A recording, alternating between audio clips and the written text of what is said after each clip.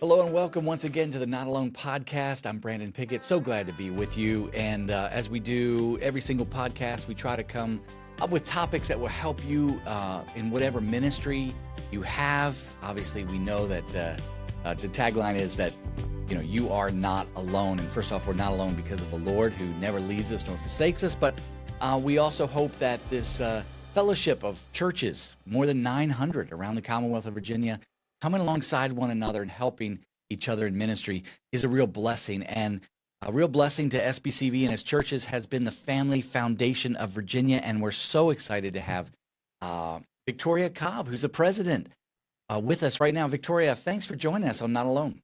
Thanks for having me. I know you've spoken a lot over your tenure, which is now, how many years have you been the president? 21. So it's been a while. I've been with the organization Yes. 25. Wow. And but as far as all of these years, does this seem to be the most consequential year that you've had, or am I just blowing it up too much? No, I would say that it is. And in particular, because we have some things that don't just affect our laws, but actually affect our Constitution. And from the Constitution flows everything else. And so when you play around with new ideas in that kind of a foundational document, it really has just impact that lasts for generations, unless a future generation undoes that. But it's a long and intentional process because it's a big deal. You probably have been fighting against abortion rights, the right to kill babies, really is what it is. Let's don't mince words here. For your entire tenure, probably. And over that tenure, we've seen progress up until just recently. Yeah, it's amazing. This battle for human life has been going on long before I ever got here. But the reality is that, yeah, I've been a part of that work for 25 years now. And we did see some incredible strides towards protecting human life. We were able to pass a number of good guardrails. They didn't eliminate abortion, but they certainly reduced it. And it was things like making sure that there's safe standards in the clinics themselves. And why does that matter? Because the abortion industry really doesn't want to put money into safety. They want to profit. And so sometimes that closes clinics.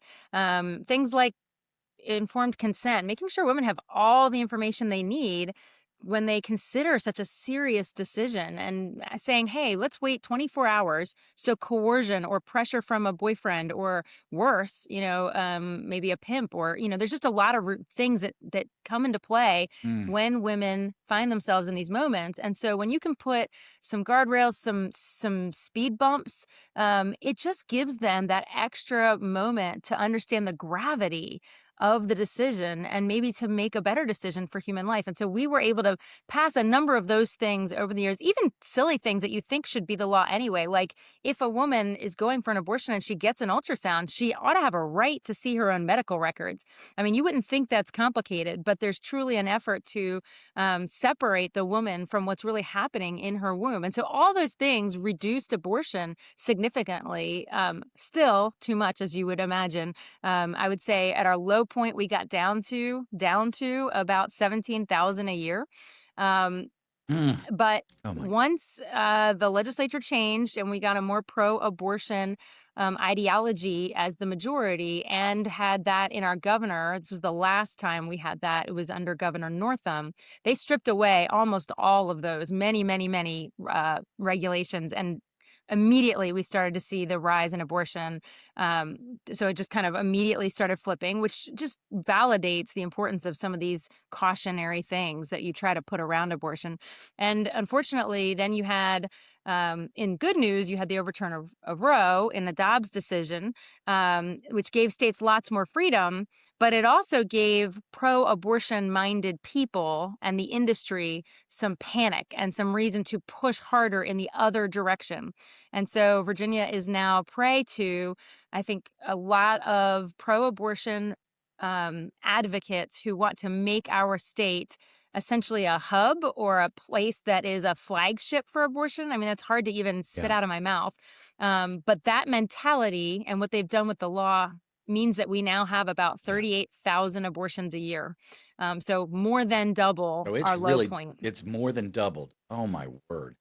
So this phrase that we've heard and we've been using is that Virginia has now become an abortion destination. I hate to say that, but it's almost like merging tourism and the abortion industry together and saying that's where Virginia is. Yeah, our clinics are being advertised in states below us, particularly in the South, because all of the states to our south have done a better job protecting human life.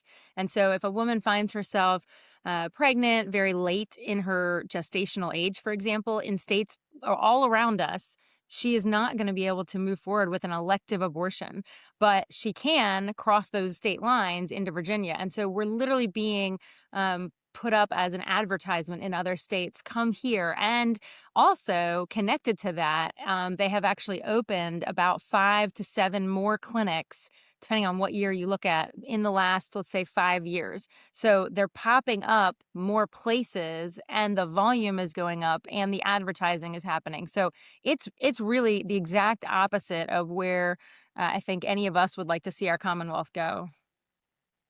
Yeah, we've seen it just recently. In fact, in the last month, Danville was advertising for free abortions at their abortion clinic there over the course of a Thursday, Friday, Saturday.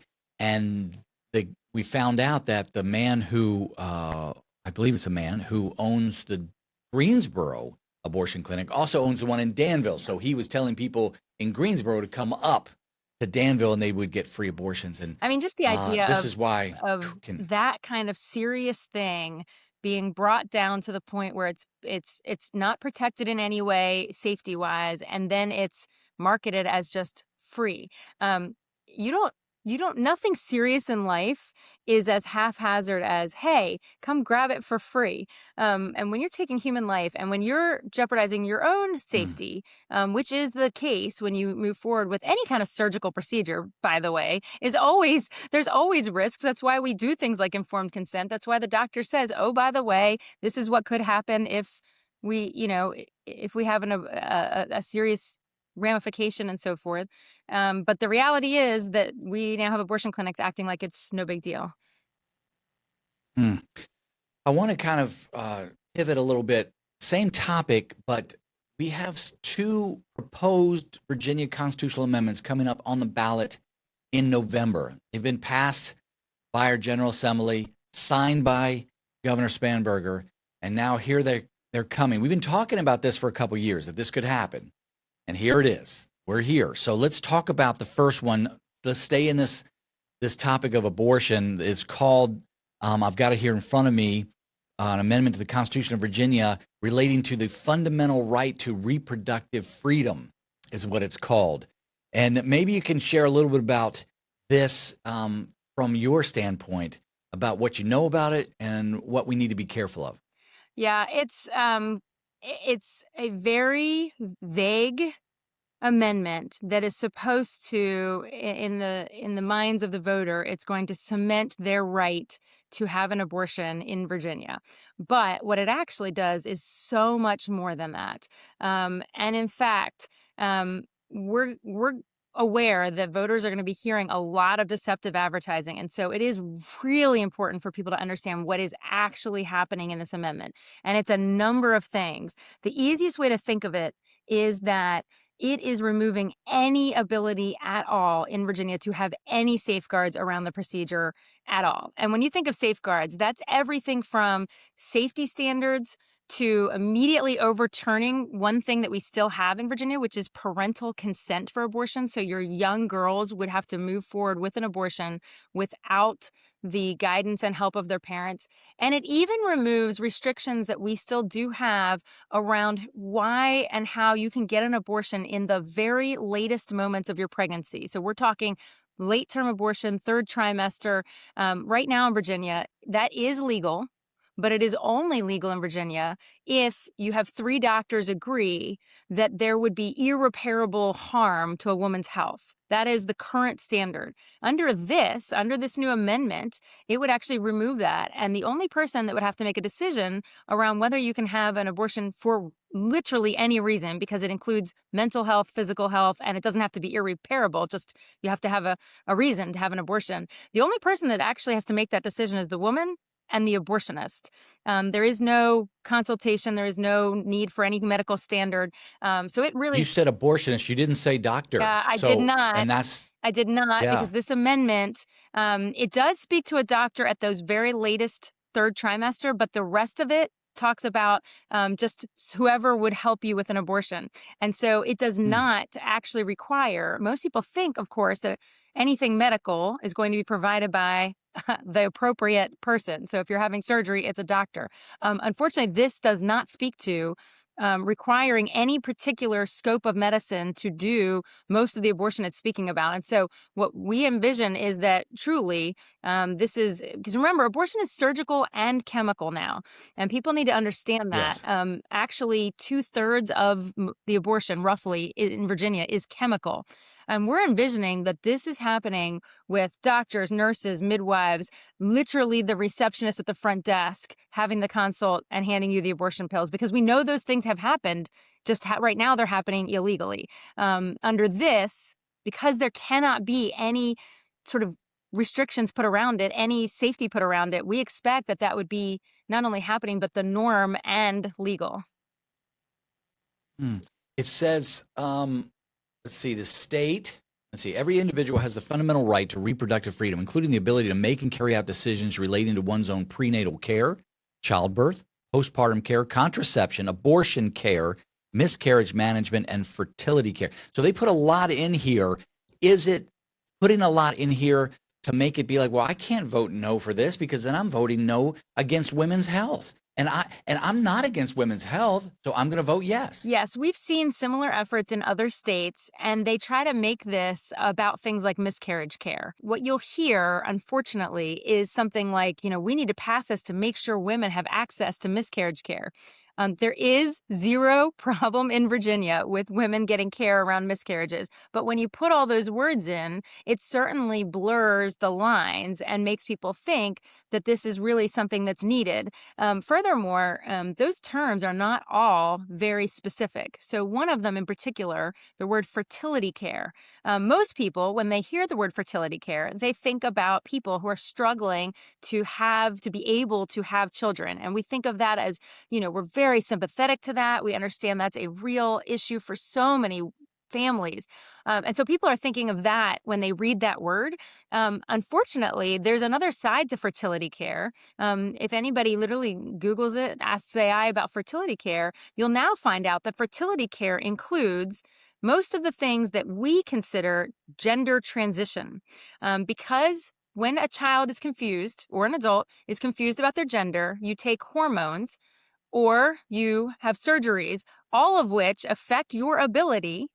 They make you insterile, right? If you're changing genders, you are no longer going to be able to use the God-given reproductive system that you've been given. And so the word fertility care actually is opening the door to this amendment protecting all of the gender transition things that we think about. And scarier than that is not just that we would have the allowance of gender surgeries and hormones, it's that the amendment directs all of these rights to the individual. Why is that important? Well, it's important because it's not being directed at adults. These aren't rights that are given to you when you're 18. These are rights in an amendment in our Constitution that go to any individual. Well, individuals start at 13, 12. We are potentially handing to our teens the right to gender change and abortion without parents. Something that I think actually culture is starting to move away from, thinking that there should be any kid decisions that are permanent around gender change. We're actually seeing dramatic shifts in people's views around that. And yet we might pass a constitutional amendment that goes in the opposite direction, but without people Yeah. realizing that that's what's at stake. Just to read it straight from the amendment, the Commonwealth shall not penalize, prosecute, or otherwise take adverse action against any individual for aiding or assisting another individual in exercising such other individual's rights to reproductive freedom, So, I mean, it never says adult, it's only individual. Everything is So about we have to individual, and realize that's wow. you'll also notice that it doesn't actually speak to women. So the irony in this entire thing, and this is more of a just an ironic point than it is necessarily a major legal point, although I could see legal conflict here. It isn't even giving these rights to women. They couldn't. The other side, those that are pro-abortion, often struggle to define what a woman is. They claim they're for women's rights, but they often struggle. And so rather than put that word in there, they put individual. There's two things that I've seen in other states that really we have to be ready for, and one is that they're going to say that if you are against this amendment, you are against women's health care, Yep. against the care of women. Yep. The other thing is that I've seen, and this is from I've seen the ads from pastors that say, "Who are we to tell what other people should do in the private? That's between them and the Lord. That's between them and God. And who's the government to come in? They need to get out of our private lives." So these are two kind of sinister marketing techniques. Yeah, I mean, the first thing to think about in terms of is this just between a woman and her doctor is that we do things all the time in society. Government does things all the time in society to in some ways protect us from ourselves and to protect others. So there's a reality here, first of all, that there is another human being involved in this decision. And that human being may be vulnerable. They may be unable to speak for themselves. They may be not very mature in their growth. But there is, in fact, another human being there. And so that is the role of government. That is exactly the role of government, is to protect us from each other. That is why we outlaw murder and many other things.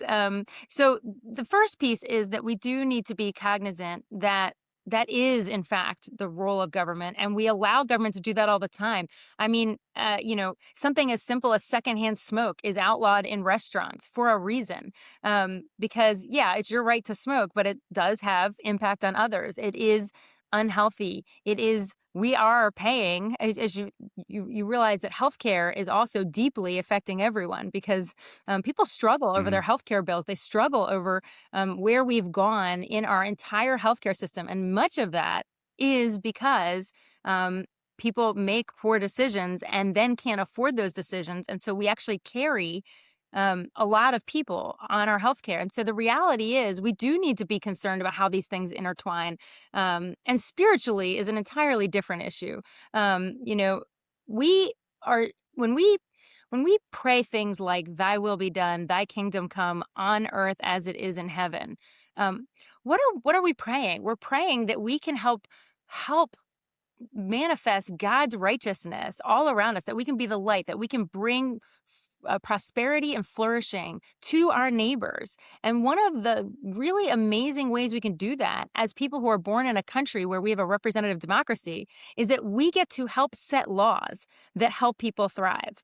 So when we think of ourselves as we are trying to reduce abortion, we're trying to help women thrive, and public policy is available to do that. We aren't born in North Korea. We are born here where we are uniquely allowed to influence the government. And as believers, why we wouldn't want to do that in a way that means that fewer women are going to walk around with the pain and regret and shame and sometimes physical harm from having gone through an abortion because we let society tell them a lie. We let society deceive them that it's no big deal, that it's free, that it's like taking a Tylenol. Why we as believers don't want to help them know that there is more, that there is better, that God has something bigger than that for their lives, and that life is an amazing opportunity, and that they don't have to. I hear a lot. I speak in a lot of semi-hostile places, sometimes public Mm. high schools or colleges. And, you'll get a lot of questions from people who are very abortion minded. And they often kind of want to make it sound like we are forcing a woman to be a mother. And actually, they don't want to talk about that other beautiful option, which is adoption. That we are, yes, we're saying we want to walk along with a woman for those 9 months so that unborn child has the opportunity to enter our world and be a light to others. But we know there are families that are looking to Yes. adopt that child. So it's not forcing motherhood on someone for the rest of their life. There's still another option. And sometimes people just want to kind of blow past that. Yeah, and for those of us who believe in life at conception, they're already a mother. Yes, So it's like correct. that decision's already been Yes, made. We're not making that that's decision. exactly We're right. just saying let's protect all life. And by the way, let's protect life all the way. Not just we just don't leave that child when it's born and say, okay, we're done now. Whatever happens. No, no, no. We want to have if there's foster care or adoption or help along the I way, mean, all the way until the end. our pregnancy centers and others are doing more and more work every day to be partners with the mothers and with the fathers, looking at housing and jobs. And I mean, I think the the support for women is getting better and better and better. And there's things like Her Plan Virginia, where literally you can go on a website and find all of the support, both public and private, available to a woman who finds herself in this situation. So I think we're creating a real possibility of thriving, even if she wants to keep that child in a plan that wasn't the plan that she had. Well, I mean, we could talk about this amendment a lot longer, but we do have another Sure. amendment that I just need to touch on here, and that's the amendment of really we call it the marriage amendment, but it's relating to marriage between two adult persons. I'm going to read this: repeal of same-sex marriage prohibition in Virginia. And just I'm going to read just a portion of it. This Commonwealth and its political subdivision shall not deny the issuance of a marriage license to two adult persons seeking a lawful marriage on the basis of sex, comma, gender, comma, or race of such persons. Victoria, touch on this. Why is this a problem? Yeah. So the first piece is that it is obviously attempting to take out of what's our current definition of marriage in our Constitution. So many people aren't aware of what our Constitution says right now. And our Constitution in Virginia still says marriage is between a man and a woman. And it talks about the fact that marriage has these rights, obligations, benefits. It gives it a really robust definition. Now, maybe not a covenant with God the way you and I would talk about marriage. I mean, we take it to another level, but it does a good job of saying this is a serious undertaking. And by defining that it's between a man and a woman, it's understood that the government understands that there's a procreative nature to marriage, that the reason the government cares about who's married is really ultimately the next generation. Growing up in stable homes benefits all of society. So that's why that's in our Constitution. Most people know that that's not the functional law of the land anymore, because we know people who are same-sex married all around us. And that's because there was a Supreme Court decision that overruled our Constitution. And so it kind of took what's in our Constitution and we'll say set it aside. So what they're seeking to do is change our Constitution to allow same-sex marriage. And so many people might think, well, it's already the case. So what's the harm? Well, the first thing is that just like Roe was overturned by the Supreme Court, so we had 50 years or so of a decision made by the court that actually set some state constitutions aside. There were states that said life is precious. We're going to protect it from conception. And when Roe came, it said those don't count. But when Roe was overturned, those states that had kept that language in their constitution immediately reverted back to being a state that protected human life. So there is an advantage, first of all, to those of us that truly want to keep marriage as God designed it, to leave that in our constitution. Now, are there enough of us to be able to, do that? I don't know, but this does much more. And I think there's a lot of people who would object to the things that it does even beyond same-sex marriage. So the next thing that most people won't immediately intuitively think about because they won't hear about it. This won't make the commercials. This won't make the news. But what's in here is when you say marriage can be between any, and I am thankful that it's two. The original draft had any individuals. We almost had polygamy in Virginia. But the new draft, Mm, this language is between any two individuals. But then it says of any, if you remember, you read, I think it's sex, comma, gender, or comma, race. gender Did I have or it? I don't race. know if I have it in the Yes. right order. But when you separate No, you're right. Sex, gender, sex, race. Yes. gender, race, when you have two separate ideas, sex and gender, when you've planted both of those into the right to marry, you've implied and pretty much said that somebody can be of one sex and a different gender and that they have a right to get married. You've literally said there's a right to transgenderism. And you've put that in the highest legal document we have in our Commonwealth. And once that happens, What will ensue from there is anytime you have a battle that plays out in a community around ideas of transgender issues. So that can be who changes in what locker rooms, whether boys can play in girls' sports, are teachers forced to use pronouns, are businesses forced to have bathrooms that accommodate men walking into women's bathrooms. All of those things that are very flashpoint items in our culture. Whenever those battles would occur, what you will have is someone in Virginia will run to court if we have anybody trying to not abide by transgender ideology. You'll have someone run to court and they will point to that Constitution and they will say, I have a right to not have my sex line up with my gender, and you have to accommodate that. And it will be very difficult for us to prevent all of the things that come with trans ideology and forced acceptance and accommodation of individuals who believe they are a different gender than their sex. And this, again, has ramifications for every business, every individual, certainly the young girls in schools and so forth. And so we're deeply concerned about this impact that is, I would say, very subtle, but definitively clearly there in the legal language of this amendment. Does this have anything to do? Because one of the things that we're always a little bit reticent to do is to say things that wouldn't. We don't know if it's true. We're not legal experts. I don't want to be have hyperbole here, but what about churches and pastors? Do they need to be careful about this as they start thinking about marriage in their churches? Yeah. So the first thing I would say is we believe every pastor has a right to only marry according to their faith. What God defines as marriage ought to be what every pastor chooses to do. And we believe that they are legally in a safe place to do that under the First Amendment. Now, however, we could not get legislators who hold different views in the majority to put a clear statement in this constitutional amendment saying that clergy should not have to marry people that do not fit their definition by faith of what marriage is.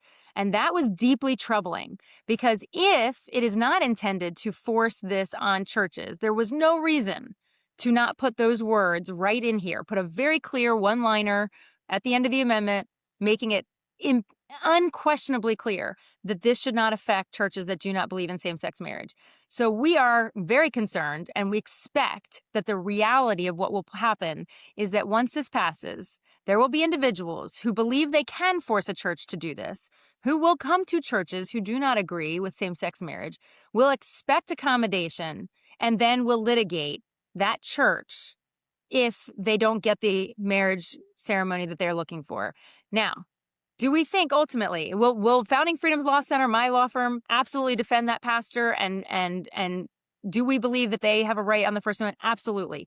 Is that church going to go through pain, heartache, probably cost, and everything else during the period of time we have to prove that that's what this amendment does? Yes. And so we are devastated that there is not a clear religious freedom exemption in this amendment. So again, these two amendments, and we're running out of time here, but I want to just make sure what we're saying, an action item, because I just preached on this this past Sunday. Again, I like to give action items here. Make sure that you understand what's going on. Make sure you register. Yes. And then vote. And that vote is coming up, but early voting will start way before November, right? Yes. Early voting will be 45 days before the election. So imagine you're mid-September and you're starting to think about going and voting. And people really do need to think about making sure they're registered, making sure their children that are off at college get those absentee ballots, military, if you've moved. I mean, there's a lot of reasons people end up not actually voting, but we need the body of Christ to stand up here for things that aren't, this isn't about parties, this isn't about candidates, this is about things that are pretty clear in God's word. And if we can't stand for that, I feel like we've lost our way. And so we just need the body of Christ to be strong on this. And honestly, for churches to be comfortable talking about this. You know, people think, oh, we don't talk about politics. Well, this is biblical issues that happen to be Yeah, playing out in the political space. But we don't want politics to tell us what part of the Bible we can't talk about. And so we need to make sure that we don't kind of get it backwards in our heads and think, well, everybody's talking about it in the political space. I see commercials, so we shouldn't talk about it at church. That's actually a tool of the enemy, because these things are it is. clear in Scripture. And I just don't want secular people telling God's people what we should and shouldn't talk about, what we should believe, what we should do about it. So we can be a light here. And I think there's a great opportunity. Yeah, that's a tactic, I believe, of the enemy that says you can't talk about this in church. Well, why can't we talk about biblical issues and what God says about life and about marriage, these things that He created and He speaks about in His Word? Why can't we? It's because we've been taught for generations that there's a separation of church and state, where really the only separation should be the state coming in and telling the church Right. what to do. The church should have every right and every freedom to talk in any space in our life because that's what we believe. And that's, by the way, in America, this is the beautiful thing. We have the freedom to do that. Yeah. So who tells us we can't? We I think it's the we enemy. I have think to it's get a our tactic. Yeah. instructions from God. We cannot get our instructions on what to preach about, what to talk about in our churches. We can't get those from people who don't have our faith, truly, in many cases.